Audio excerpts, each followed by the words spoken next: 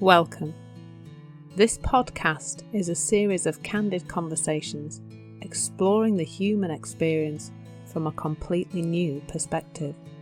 In it, we will be diving deeply into the meaning of commonly used words and pointing you away from that old stressful way of looking at life and towards a new paradigm.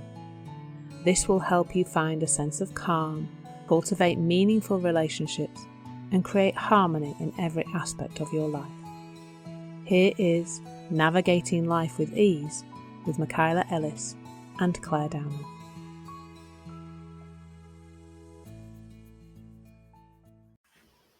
Hey, good day, Clare. Hello. How are you? Oh, I'm well. How are you? Good. Good. Looks like you got a little bit of sun. Yeah, we've had a bit of sun today. Nice. Nice autumn sun. It's been Nice. Yeah, good. Do you have a word for me? I do, and it is obligation. Oh, yes. Obligation. I think I relate to that a lot less than I used to. I don't know if that's being self-employed or the kids having left home, or there seems to be less obligations in my life. In fact, an awful lot less. Or less things that feel like obligations, maybe. Because it's something like if there's something to do, that's got to be how we feel about it, hasn't it? Obligation. Because it could just be a thing to do and then it's become an obligation because of how we're relating to it, or who it was who asked us to do it, or do you know what I mean, or perhaps there's like a time scale imagined or otherwise that makes something feel like anything other than a task. Because what is an obligation other than a task with a big fat story wrapped around it? like doing our taxes, for example. I generally have a big fat story wrapped around that, and this year I did it right. So our tax year finishes on the 5th of April, restarts on the 6th of April, and I did my tax return on the 8th of April. So like literally got it out the gate. I've done no bookkeeping since then after didn't they? Because like it's the same task, and somehow last year I managed to be like up to date every month. I was doing my bookkeeping, just putting my receipts in, making sure everything was tallying up and all that shenanigans. And then this year, no, obviously feels like an obligation again. And isn't that funny? Because it isn't even real, is it? Like it is literally a task that involves me sitting at my computer and attaching my PDF receipts to my bookkeeping system. But somehow there's some resistance there at the moment. And is that because it's like it's a have to do? And maybe part of that is that because it is a thing I have to do, and now I'm going to get it done. I've never not done it by the 31st of January because we have till the 31st of January the following year to actually get it done. I've never not done it. But it's just so funny to see myself going through this funny relationship with it, where sometimes it just feels really easy, and other times there is so much resistance because it feels like I have to do that. I have to do it, and now I don't want to do it. I'd rather do some creative fun thing that's more that feels like it's coming from, my creative side rather than my bookkeeping side. But yeah, I just think everything that feels like an obligation is because we wrap something around it that isn't real. Because everything could be done with joy. Everything, I'm in because I'm doing George Cow's little AI thing. I got his joyful productivity thing included. It's called Joy Pro, he calls it, and that's all he talks about is that you can find joy in every single task, even things that are apparent obligations. That then they can actually be fine. And also, like, even what I've done there, I've just seen is wrap a negative thing around even the word obligation, that it makes things. It doesn't, because again, that's just a word, isn't it? It doesn't really have any meaning in itself, other than this thing we've wrapped around. Mm-hmm. But generally, I think most people would say if something was an obligation, it would have a negative slant to it rather than a positive one. But even that's not true.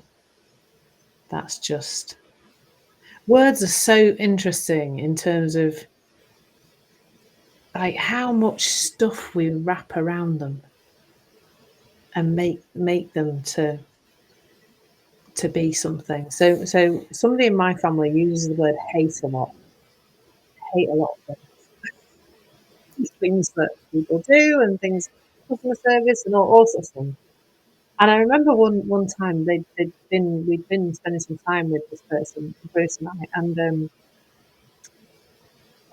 I was just like, oh my god, the word is just it's just awful. It's just, why would you use that word? I don't use that word. Da, da, da, da. And then suddenly realised that that word probably doesn't have anywhere near the same energetic feel that it has. I'm like, oh, I've stopped saying that word. I don't really say hate anymore. To say it a lot, and something happened where I just went, oh, I don't really want to say it. But that word probably doesn't feel the same energetically as this member of my family, because they use it so often that it's probably like saying kittens to them. It just doesn't have. And that's probably the same with obligation. If I've got this obligation, like I've got this thing to do, and it's an obligation, like, yeah, that's going to feel terrible. But you could say it you could feel it in a completely different energetic vein, couldn't you, to that? It's really interesting. It's not a word I think about a lot. It's not a word I use, actually. I don't think I view anything in my life much as an obligation. I mean, that's probably part of the joy of being self-employed. I should ask Bruce, actually. Come on, Bruce. Tell us in the podcast whether he sees parts of, because obviously he's employed, and whether when you're employed you have more things that feel like an obligation because somebody else is expecting you to do. I mean, I could list things as a head teacher, how many things I had to do that felt like an obligation, because at Ofsted, they're the people who inspect the schools over here. They might be expecting me to. The governors wanted it. The teacher, the parents are wanting a newsletter. There's a Mardy parent who wants a meeting with me. That they might have. That I probably would have felt more like that about certain things. But I probably just don't trip over that concept that much really now. Yeah, I'd love to know what your thoughts are on that word. Yeah. Well, yeah, I really see it as something on the table to do, that the only thing that makes it feel like an obligation is our resistance to do it. Because you mentioned earlier about it just being a task or whatever. And if we didn't have this story wrapped around it, and the story, if it's feeling like obligation, it's like, oh, that's resistance. It's always resistance. It's always not going with the flow, as I see it. So I had been away a lot this month. And so there was a number of things that I might typically do around here or do with other people, or, calls that I'd make or whatever, that weren't being done. And now that I'm kind of back and there's, no trips in the schedule, it feels like there's an urgency kind of to, and when I'm saying that, it's like an obligation. And it didn't come to me until yesterday. Rob and I had talked about, I'm going paddleboarding this morning. And then this afternoon, we have time to go and run another errand. This store is going to be open. It's just like, do you want to do that? And I kind of forgot about it, because there's also a friend who I have been wanting to meet up with socially. I haven't seen her for a long time. And I sent her a note. I said, hey, I'm going to be back in town at 2, and do you want to go for a walk or something? And then And she said her comment back, no, that was it. I didn't hear from her. And then I remembered Rob and I, and that plan's like, oh my gosh. So I sent a note to her because there's other times that we can meet, but she said, it's okay. You don't have to fit me in. And it, for me, the word came up. I was just like, yeah, I'm not, it's not like, it was like, how do I say? It was like the word obligation sort of came up in the way of, it's not mine. It's not, I just want to do it. It's nothing there's no obligation there, but just the words and how it fit, how it said about trying to fit her in, it felt like, no, no, I don't want anyone to feel that it's kind of an obligation that I have to fit someone in or fit something in. And it's, anyway, so it's like I had to step back and see what is my story. It's like, oh yeah, I feel like I need to sort of catch up, but I don't. There's nothing to catch up to. I'm putting my own meaning around all of the things that I want to do. But the obligation I'm making is like, it has to happen quick. Like I have to squeeze it all into this week and sort of get all of the things done that I want to get done quickly. So then what? I don't know. Then what? Life continues on. So we make up kind of story. It always is a story. It always is a story. It's always in wanting it to be different than it is. Fighting against, I'm thinking about this and it's like, oh, that store is only open from 2 to 4. There's, and then it's like, okay, then we're talking about having William and his girlfriend over for supper. And then, and it's like, oh, then I'm, I have a busy day tomorrow. I don't want to do it later. And it was looking at, what is it? What is it that I'm trying to make myself do to, when she said fit in, it's like, yeah, I was trying to fit stuff in. I started doing it before I even left for my last getaway. I started booking things into the evenings this week, like looking at all the people and tasks and stuff that I needed to get done. But I made it like an obligation. I put a time with time. I made a time, and there isn't one. There's not one. And it actually created more stress in me, really. I didn't really see it all that clearly, but it's like, oh my gosh, in setting up these things before I even left, I created more of a feeling of this like obligation. Because now I've said I want to do it, and it's like, I've been away. I really would just rather be at home. I'd rather not do anything for a while. So, yeah. Anyway, that's where this obligation comes in. And it is, like you said, it's all just a big fat story. And it creates a tension and stress in our bodies, in our lives. And then things are like, then I do things like that, like double book, where I'm not even thinking, there's no clear anything happening because it's all happening up here in my head and it's cloudy. It's like the snow globe shaking. Yeah. Anyway, so it's like, oh, things will happen when they happen, And what do I really want to do? Rob had said to me, he said, well, what do you really want to do? It's like, I kind of didn't feel like I had that I could, because it would mean backing out on things, even what I love to do, paddleboarding today, even that is like, before it felt like, I just kind of want to be at home. I mean, now I'm okay. I had more time home yesterday, so I feel better about it. But it's just like, man, if we just follow what our essence is, what our wisdom is trying to tell us, hey, Michaela, you need a break. You need some time. Did I know before I left that I might want that time? And it's like, yeah, but you know what? It's been a long time. I need to make that happen. I didn't. I didn't. I wonder how many obligations we're actually. I was thinking initially about other people, but actually we probably mostly create them for ourselves. Like, the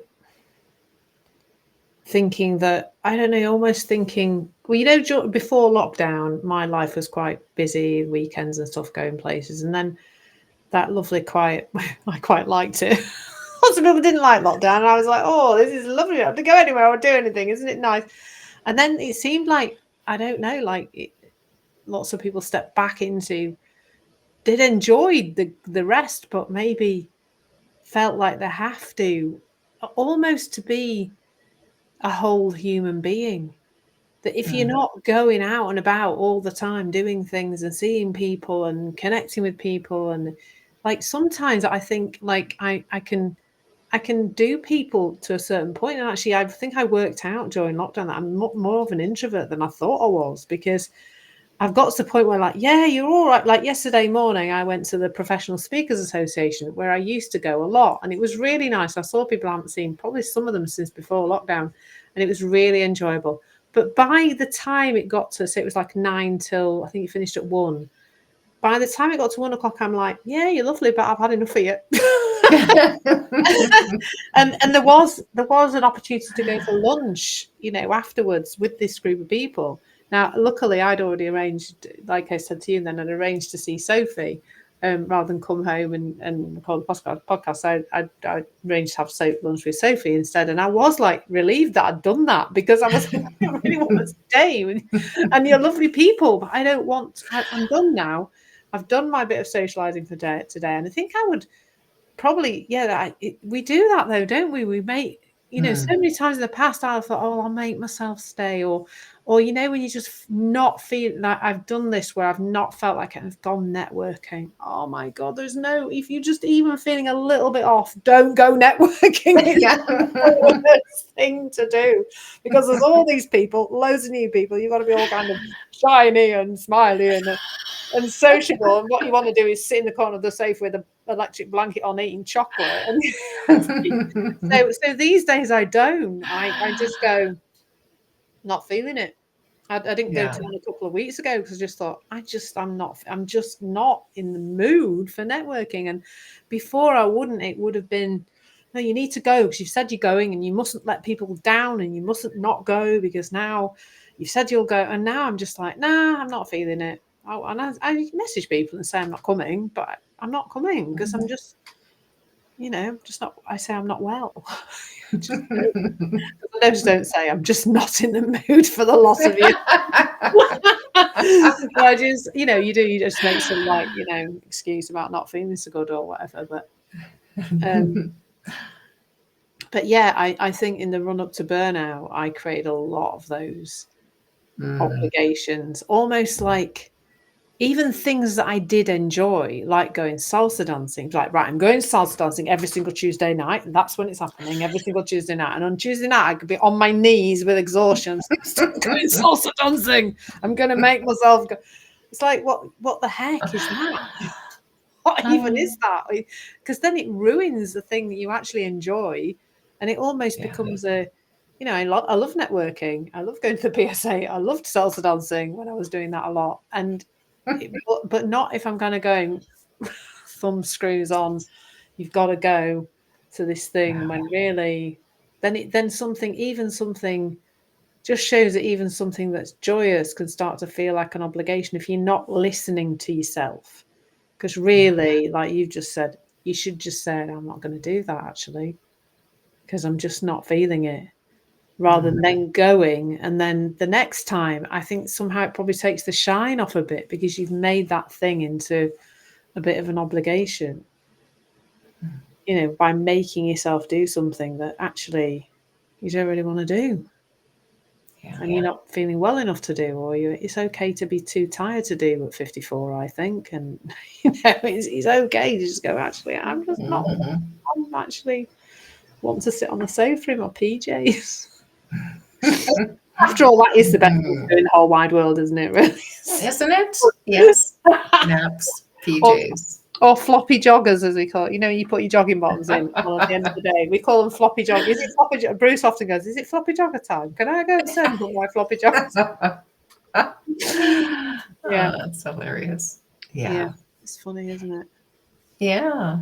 Yeah. We can come up with, I mean, we could go on because there's so many stories that we could make up about any one thing that'll have it feel like an obligation.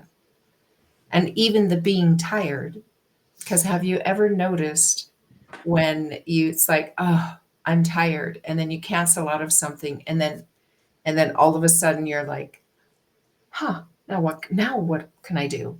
You know, it wasn't really about being tired. It was about the story that you told yourself. There was something you're resisting about it. And often it's another made up story. And then when you extricate yourself from that commitment, that obligation, and then all of a sudden you have all the energy in the world. So even that is telling that it's like, oh crap. Yeah, that was a story too. It's like I'm not even being truthful with myself. It's not that I'm too tired. It's not that I don't feel I have enough time. I just want to be. It's like there's another story. We layer them. Yeah, I did that with my burnout when I finally, because I was hanging on to my job and not resigning because I thought obligation. I'm the head teacher of the school. I'm supposed to go back. I'm supposed to be doing this job. And when I finally resigned, although I didn't like suddenly get better overnight, the something really shifted. I just did start to feel better because it was only like a month and a half later when I managed to go on the hypnotherapy training, and I couldn't have concentrated for that long prior to that because it Mm. obviously was weighing, the thought of going back to work, the obligation and the thought to go back. Oh, it was all just so, and it was just too much for me to kind of process, I think, in a way, just keeping on thinking, oh, what will it be like when I go back? And I've been off for a year and it'll all changed, and how will I get back into it? And it just, it was just because there was this huge weight around it. And when I finally just did let go, the relief was just huge. It was, because I just didn't have to think about that ever again because I wasn't going to go back. So that was a really good word. Amazing. Yeah, not a word I think about much until then, and that was really interesting. Really interesting. Thank you. Yeah, thank you. Good. Yeah. That's good. Until next time. Yes. Have a lovely one. You too. Take care. Bye. Oh, bye. Hey, thank you for being a part of Navigating Life with Ease.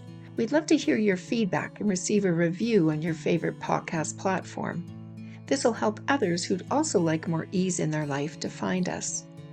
We're here to support you, so if you've any words you'd like us to explore or you've a question, please reach out to us at navigatinglifewithease@gmail.com.